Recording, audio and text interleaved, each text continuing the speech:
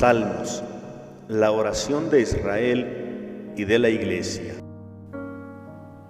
Que la palabra de Cristo habite en ustedes con toda su riqueza, para que con toda sabiduría se enseñen y aconsejen unos a otros,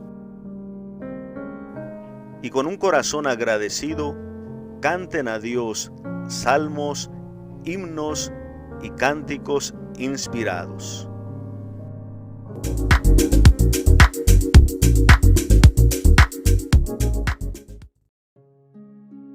Salmo 53. Piensa el necio, Dios no existe. Todos se han corrompido y pervertido. No hay quien obre el bien. Dios se asoma desde el cielo hacia los hijos de los hombres para ver si hay alguno sensato, alguien que busque a Dios. Todos han apostatado, a una se han obstinado. No hay uno que obre bien, ni siquiera uno solo. ¿No aprenderán los malhechores que devoran a mi pueblo, que devoran el grano de Dios que no han cosechado? Véanlos aterrarse sobremanera, sin razón para aterrarse, pues Dios dispersa los huesos del sitiador. Quedan avergonzados porque Dios los rechaza. Que venga desde Sión la salvación de Israel. Cuando el Señor cambie la suerte de su pueblo, se alegrará Jacob, hará fiesta Israel. Gloria al Padre, y al Hijo, y al Espíritu Santo, como era en el principio, ahora y siempre, por los siglos de los siglos. Amén. Composición del Salmo 53. Primero hay que decir que el Salmo 53 es una versión un poco quizá modificada del mismo Salmo 14. Prácticamente es el mismo salmo que probablemente haya estado en dos tradiciones distintas, o probablemente al realizar las colecciones diversas, pues quedó este salmo en ambas partes, o posiblemente también sea una copia del primer salmo al cual se le hace una pequeña modificación. Pues aquí tenemos un salmo de alguna manera que podemos decir está repetido. ¿Cuál es el único cambio en el contenido que se pudiera ver del Salmo 14? Pues es propiamente en el verso 6. Mientras en el verso 14, el verso 6 dice: véanlos aterrarse sobremanera, pues Dios está en la asamblea de los justos. O sea, se aterran los malvados porque Dios cuida de los justos, está con los justos. En el Salmo 53 dice: véanlos aterrarse sobremanera, sin razón para aterrarse, pues Dios dispersa los huesos del sitiador. Quedan avergonzados porque Dios los rechaza. Esta frase de alguna manera es semejante a la del Salmo 13. Quedan avergonzados porque Dios está con los justos. Y aquí quedan avergonzados porque Dios los rechaza. Pero esta parte del Salmo 53 está extra. Dios dispersa los huesos del sitiador. Es la única diferencia que podríamos decir del Salmo 14 al Salmo 53. En lo personal, considero que, pues, como se iban realizando distintas colecciones de estos salmos, pues este salmo quedó en dos de estas colecciones distintas, y pues ya posteriormente los redactores no quisieron quitar ninguno de ellos, sino que se quedó en ambas colecciones. Género del Salmo 53. Se trata de un salmo de tinte sapiencial. El orante quiere de alguna manera reflejar la vida, el mundo que se podría producir sin Dios, o de los que no toman en cuenta a Dios, y a partir de esto, que el justo reflexione, que el fiel reflexione sobre ese camino de los malvados, para que ellos aprendan a confiar en Dios, aprendan a invocar a Dios. Entonces es una reflexión que se propone de tinte sapiencial. ¿Cómo podemos estructurar este Salmo 53? En 3 partes. Los versos 2 al 5 se trata de el reflejo de un mundo sin Dios. Hay una descripción de ese juicio que hace el malvado y la vida propiamente que se produce en un mundo sin Dios.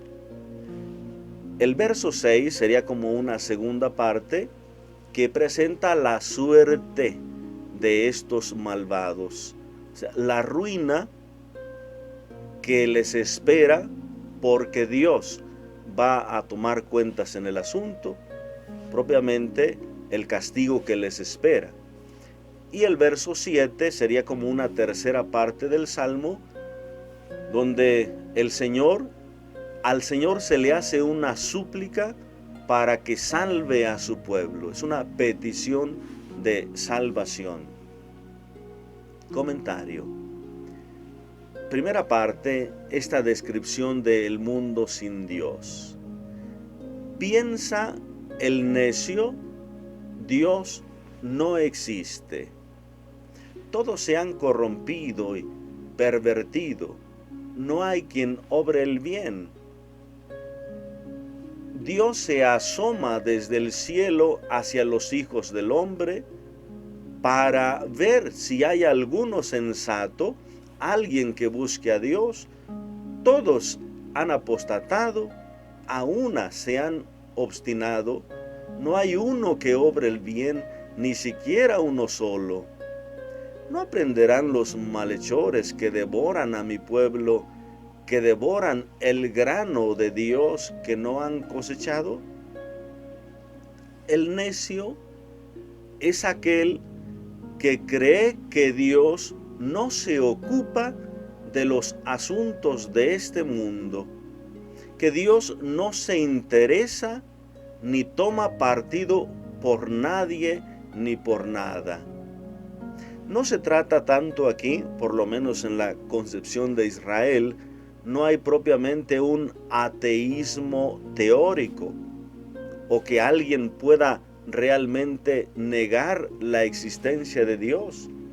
Se trata más bien de un ateísmo práctico, o bien porque la persona piensa que Dios no se interesa en los asuntos de este mundo, o bien porque es una decisión interna, una decisión personal.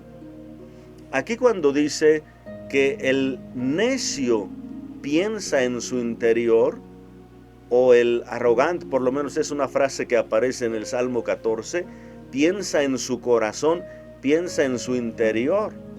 Prácticamente hace referencia a que él ha tomado la decisión de que Dios no exista o de que Dios no tome partido en su vida. El corazón es para los hebreos la sede de todo, el pensar, el actuar y específicamente de la decisión. Aquello que tú quieres, aquello que tú buscas, es lo que pones en el corazón.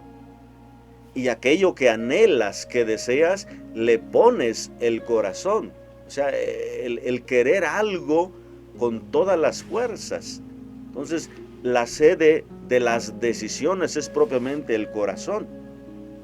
Entonces, este ateísmo práctico puede hacer referencia propiamente al que dice, puede ser que Dios exista, pero Él ya está en su lugar, ya está ya en las alturas, ya creó el mundo, le puso sus leyes, el mundo se mueve solo, Dios no interviene.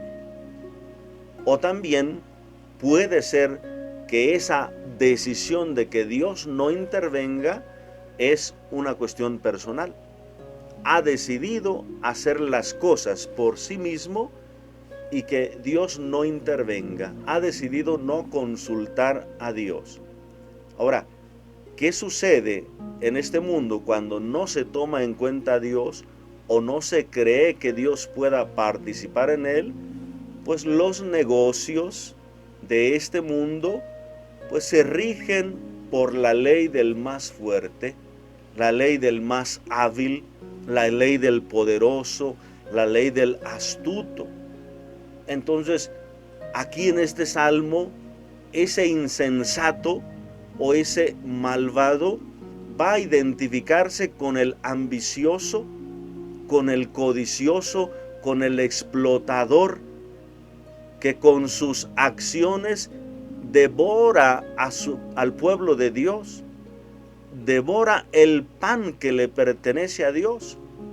Entonces, por una parte es insensato porque no reflexiona que ese estilo de vida no le llevará a ningún lado, pero por otra parte, pues también se convierte en un explotador, porque pone su orgullo, pone su confianza en su poder, en su grandeza.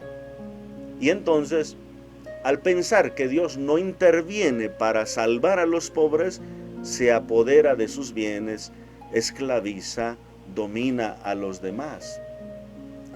Podemos ver, por ejemplo, en Isaías 5:19, los que dicen que se dé prisa, que apresure su obra para que lo veamos, que se cumpla enseguida el plan del Santo de Israel para que nosotros lo comprobemos.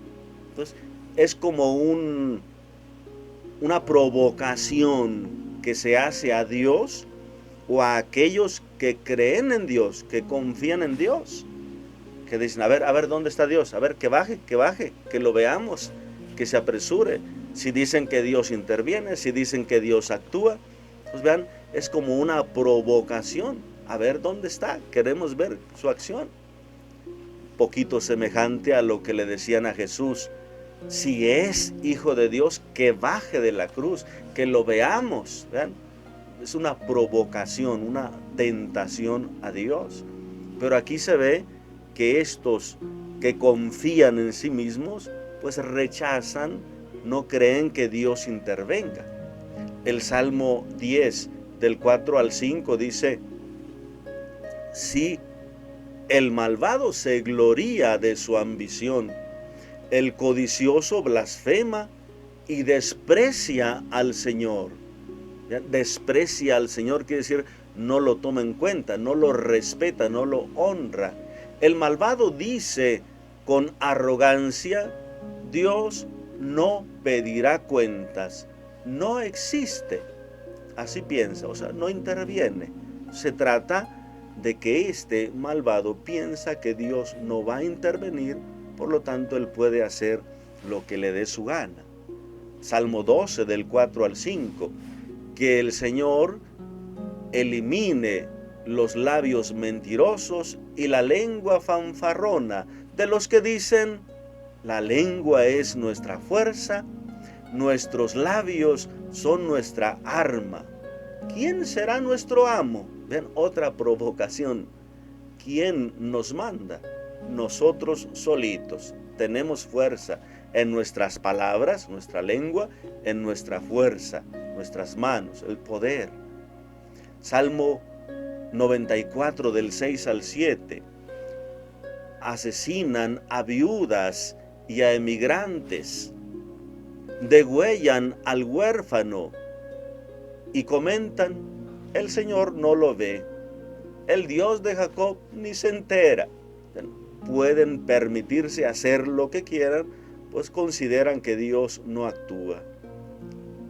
También el libro de Job 35:15 dice: no pide cuentas, no se entera, su cólera no castiga, ni se fija en los delitos. O sea, esos malvados piensan que Dios está dormido, que no se entera, su cólera no castiga, es decir, no tiene fuerza, no actúa, no se fija en los delitos.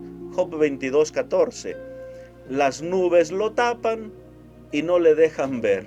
Es decir, de alguna manera, siendo como una ironía, cuando aquel fiel, aquel justo le dice al malvado, es que Dios está viendo, Dios va a tomar cuenta. Dice, no, ¿dónde está Dios? Arriba.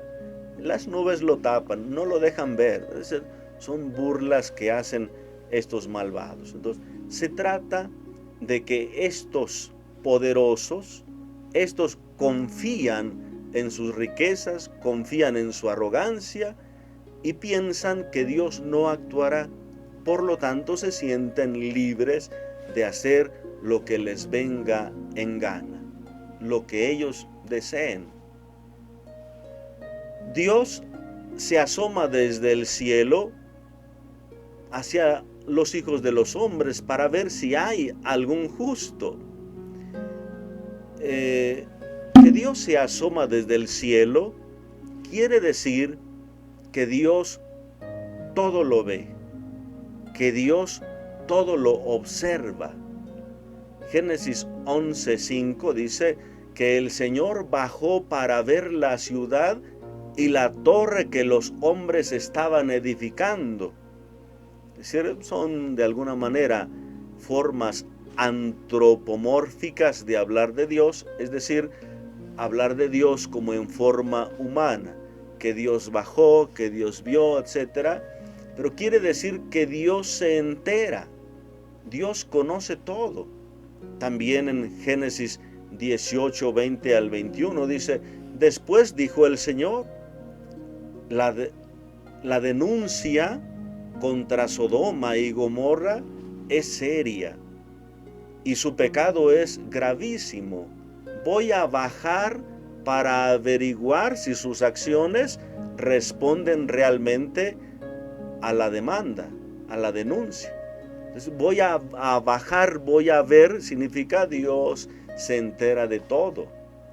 Salmo 11 del 5 al 6 dice, el Señor está en su templo santo, el Señor tiene su trono en el cielo, sus ojos están observando, sus pupilas examinan a los hombres. El Señor examina al honrado y al malvado, y Él aborrece al que ama la violencia. Salmo 33 dice 33:13 al 14. El Señor mira desde el cielo, fijándose en todos los hombres, desde su morada observa a todos los habitantes de la tierra.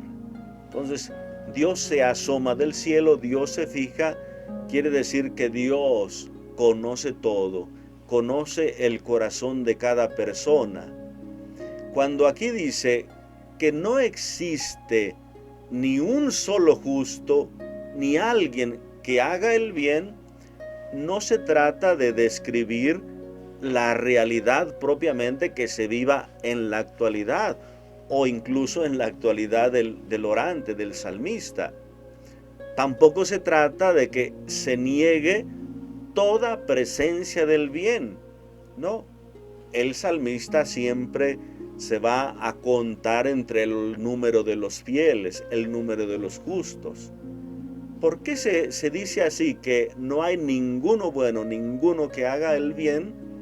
Se trata de que Dios se fija para ver si hay alguien que haga el bien, que Dios está esperando, fijándose en estos que hacen el mal, a ver si hay alguno que se convierta, a ver si hay alguno que desee hacer el bien.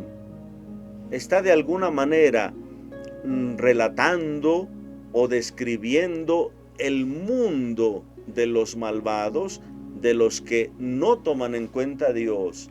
Pero Dios se fija para buscar. Dios quiere buscar, es decir, quiere encontrar en uno de estos por lo menos algún deseo, por lo menos una intención de buscar a Dios. Pero dice, no hay ninguno solo. No hay nadie que quiera buscar a Dios.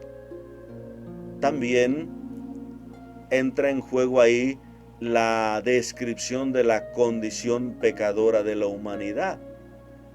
Y quizá esta abrumante manifestación del mal, que a veces tanto mal, tanto peso del pecado, parece como si ocultara todo bien. El pecado es una negación a Dios, una negación al proyecto de Dios.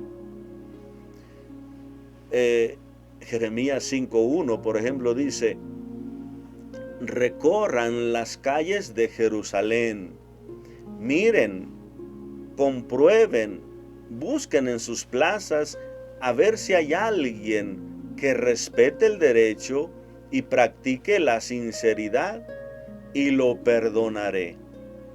Cuando Jeremías está de alguna manera denunciando los crímenes de su pueblo, y que si no hay una conversión, si continúan estos crímenes, vendrá el castigo, vendrá la destrucción.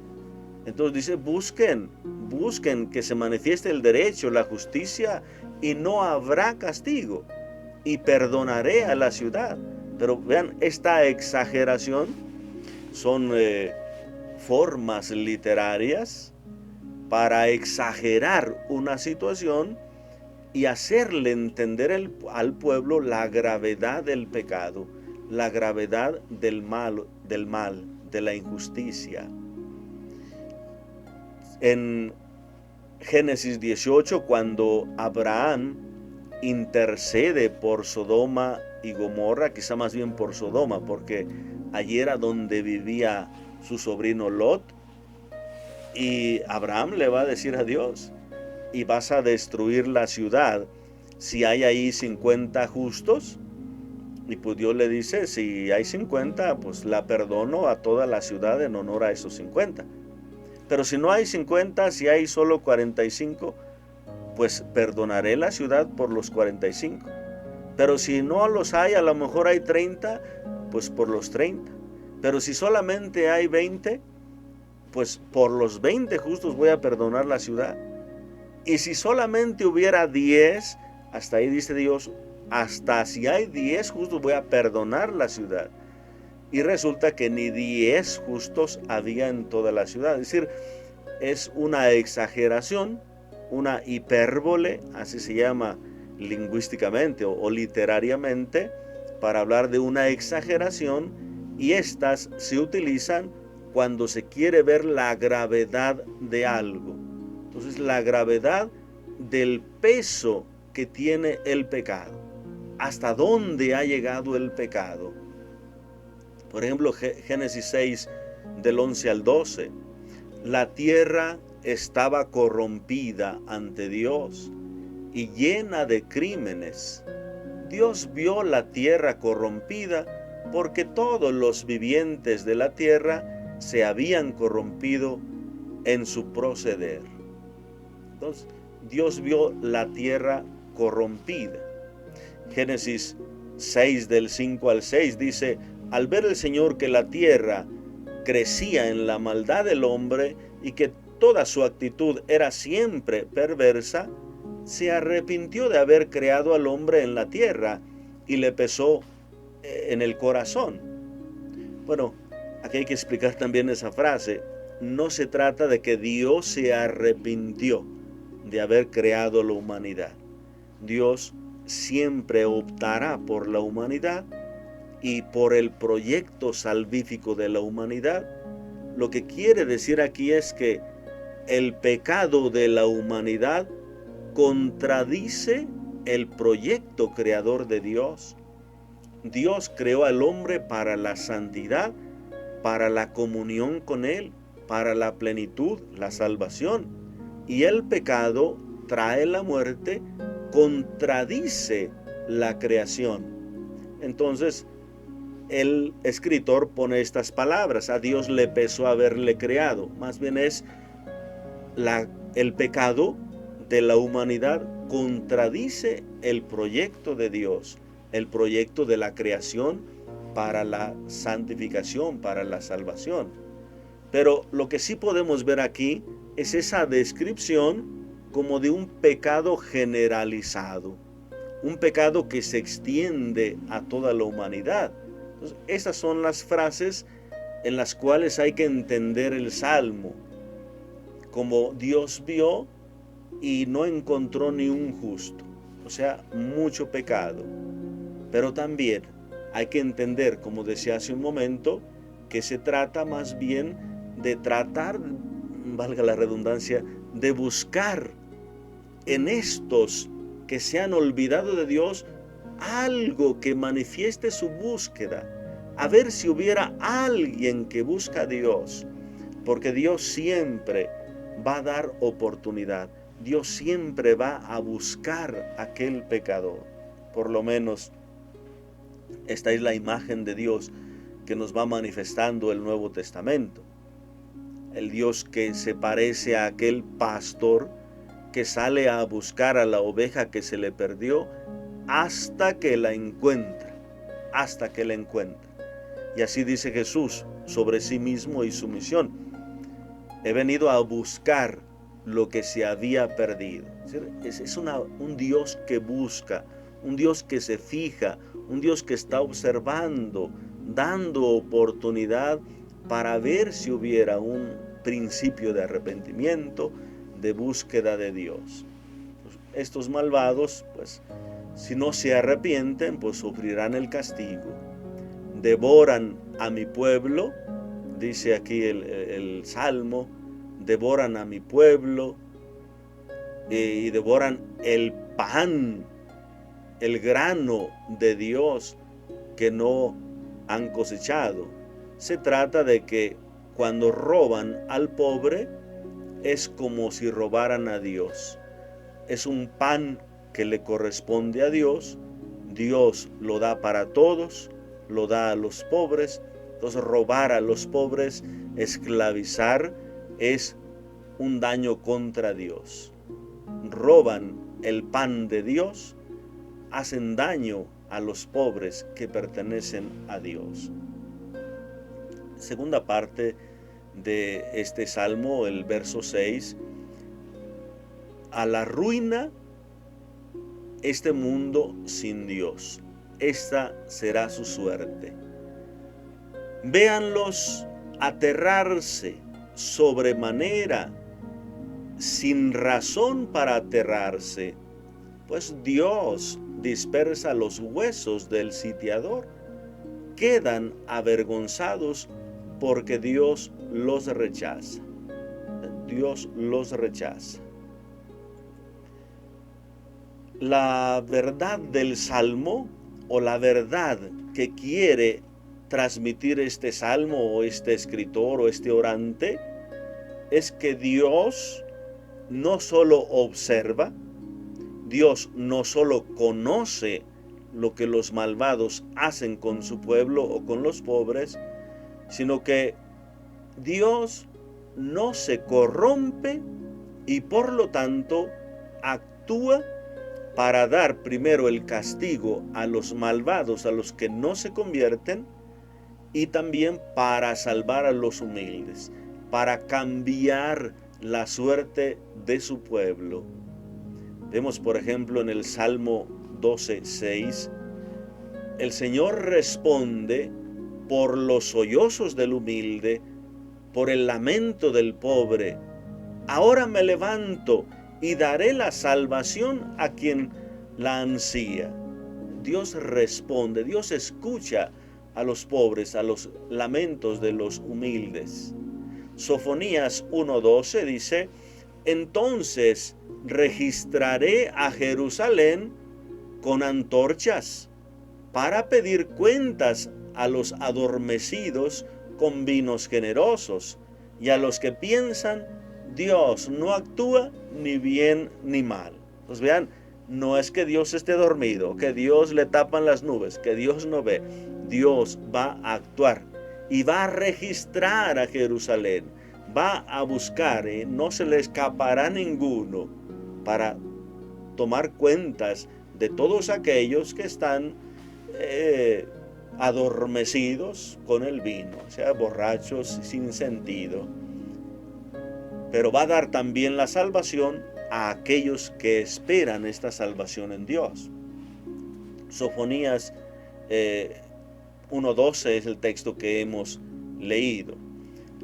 Cuando se habla aquí de los huesos dispersos, se refiere a una concepción que se tenía de cómo quedaban los huesos de los paganos cuando morían. Los paganos se consideraban indignos de una sepultura.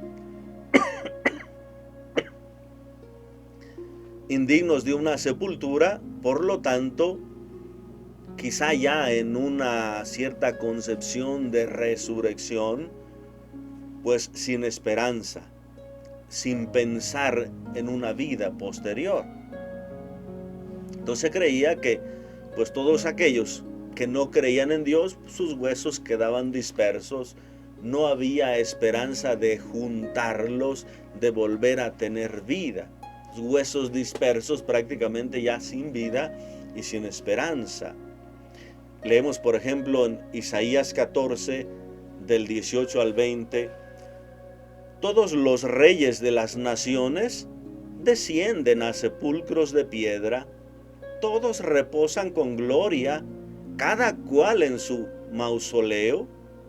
A ti, refiriéndose a Nabucodonosor, en cambio, te han arrojado sin darte sepultura, como carroña asquerosa.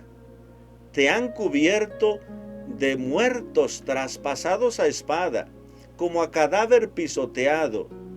No te juntarás a ellos en el sepulcro, porque arruinaste tu país, asesinaste a tu pueblo, se extinguirá para siempre el apellido del malvado.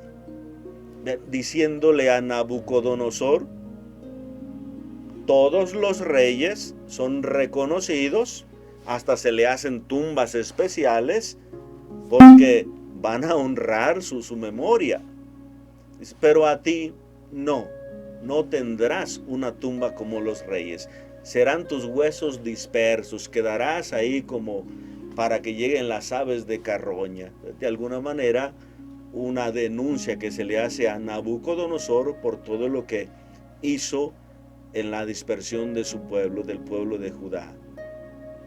Jeremías 8, del 1 al 2, dice, entonces, oráculo del Señor, sacarán de sus tumbas los huesos de los reyes de Judá, los huesos de sus príncipes, los huesos de los sacerdotes, los huesos de los profetas, los huesos de los vecinos de Jerusalén, quedarán expuestos al sol, a la luna, a los astros del cielo, a quienes amaron, a quienes sirvieron, a quienes siguieron, a quienes consultaron, a quienes adoraron. No serán recogidos ni sepultados, yacerán como estiércol en el campo. Es decir, es también una denuncia, pero ya no a Nabucodonosor, sino a los propios reyes de Israel, a los príncipes, sacerdotes, profetas, toda la gente que confió en los ídolos y no confió en Dios. Si confiaron en los astros, pues entonces que los astros los recojan, que los astros los reúnan, pero van a quedar dispersos también sus huesos. Sacarán de las tumbas estos huesos y quedarán dispersos. De alguna manera, porque no confiaron en Dios, cayeron en la idolatría. Jeremías 22, del 18 al 19 dice, por eso así dice el Señor a Joaquín, ya propiamente a uno de estos reyes, hijo de Josías, rey de Judá, no le harán funeral cantando: ay, hermano mío, ay, hermana. No le harán funeral: ay, Señor, ay, majestad. Lo enterrarán como a un asno, lo arrastrarán y lo tirarán fuera del recinto de Jerusalén. Joaquín fue aquel rey que fue llevado propiamente al destierro, y donde empieza pues esta ruina propiamente para Israel, de alguna manera como ese representante de aquellos reyes que no confiaron en Dios. Entonces también a él, a Joaquín, dice, no le cantarán elegías, no le harán un funeral, sino que lo arrastrarán, lo tirarán fuera del recinto de Jerusalén. Es decir, esa dispersión del cuerpo, dispersión de los huesos. Ezequiel 6:5: arrojaré los cadáveres de los israelitas delante de sus ídolos, esparciré sus huesos en torno a sus altares. Salmo 141:7: como rueda de molino que se estrella en el suelo, así se esparzan sus huesos a la boca del abismo. Esta dispersión de huesos que tiene el Salmo 53 en el verso 6, de estos malvados que devoran al pueblo de Dios, que se aprovechan de los pobres, sus huesos no serán sepultados, quedarán esparcidos. Quiere decir, sufrirán la suerte de los paganos, no tendrán esperanza en la resurrección, no habrá sepultura para ellos. Pues ahí está, de alguna manera, el castigo que les espera propiamente a estos malvados, a estos poderosos que viven como si Dios no existiera, o que desean vivir sin tomar en cuenta a Dios en su vida. Podemos recordar de alguna manera aquí el cántico de la Virgen María en Lucas 1:51 al 54. Derriba del trono a los poderosos, enaltece a los humildes, a los hambrientos los colma de bienes, a los ricos los despide vacíos. Auxilia a Israel su siervo, recordando su misericordia, que prometió a nuestros padres en favor de Abraham y su descendencia. Entonces, derriba del trono a los poderosos y enaltece a los humildes. Estos tendrán su castigo merecido por no haber tomado en cuenta a Dios para su vida. Luego tenemos aquí la tercera parte del Salmo, que sería propiamente la conclusión, donde a Dios se le hace una petición, una súplica, que venga en favor de Sión, en favor de su pueblo, que venga desde Sión la salvación de Israel, cuando el Señor cambie la suerte de su pueblo. Es decir, literalmente es que el Señor cambie la suerte de su pueblo, que ponga fin a la esclavitud. Se alegrará Jacob, hará fiesta Israel. O sea, aquí encontramos como una aplicación comunitaria sobre la reflexión de este salmo. A los que están en el templo, a los que están orando en asamblea, se les pide que aprendan de la suerte de estos malvados y que pongan entonces su confianza en Dios, que sepan confiar en Dios, y se les pide que oren, que pidan la intervención de Dios. Entonces, que venga desde Sión la salvación de Israel. Y luego aquí probablemente también se trate de una aplicación a la situación durante el exilio pidiendo esa restauración del pueblo. Que el Señor cambie la suerte de su pueblo, que ponga fin a la esclavitud para que se produzca la alegría, para que se produzca el gozo. Son palabras semejantes a las que tenemos nosotros en el Salmo 126, o probablemente el Salmo 126, si se escribe posteriormente, pues tenga en cuenta esta petición. El Salmo 126, que es un cántico del regreso del destierro, dice, por ejemplo, en el verso 1, cuando el Señor cambió la suerte de Sión, nos parecía soñar. La boca se nos llenaba de risas, la lengua de cantares. ¿Bien? La boca se nos llenaba de risas y la lengua de cantares. Nos parecía soñar. Es de alguna manera esta petición que se está haciendo a Dios, que cambie la suerte del pueblo. Pues queridos hermanos, ¿cómo podemos nosotros orar, reflexionar con este salmo? Pues también hay que recordar nosotros y cuidarnos de no caer en un ateísmo práctico, de que no se vaya a embotar la mente con los valores de este mundo, con el poder, con la avaricia, con el dominio. Pablo, por ejemplo, cita en la carta a los romanos, de alguna manera, algunas partes de la sabiduría cuando habla de estos insensatos que ven la obra de Dios y no lo reconocen. Romanos 1, 28 al 32. Y como no se preocuparon por reconocer a Dios, Él los entregó a una mente depravada para que hicieran lo que no es debido. Están repletos de injusticia, maldad, codicia, malignidad. Están llenos de envidia, homicidios, discordias, fraudes, perversión. Son difamadores, calumniadores, enemigos de Dios, soberbios, arrogantes, fanfarrones, ingeniosos para el mal, rebeldes con sus padres, sin juicio, desleales, crueles, despiadados. Y aunque no conocen el veredicto de Dios, que declara dignos de muerte a los que hacen estas cosas, no solo las practican, sino que aprueban a los que las hacen. Una lista de todo aquello, de todas esas obras malas que se producen cuando no se toma en cuenta a Dios en la vida, cuando se decide vivir sin Dios. ¿Confiamos nosotros de todo corazón en Dios?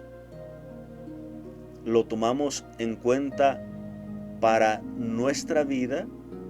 Este salmo nos hace reflexionar y tratar de descubrir si en algunos momentos pues nosotros hemos actuado como si Dios no tomara cuenta de la vida, como si Dios no actuara en nuestra vida.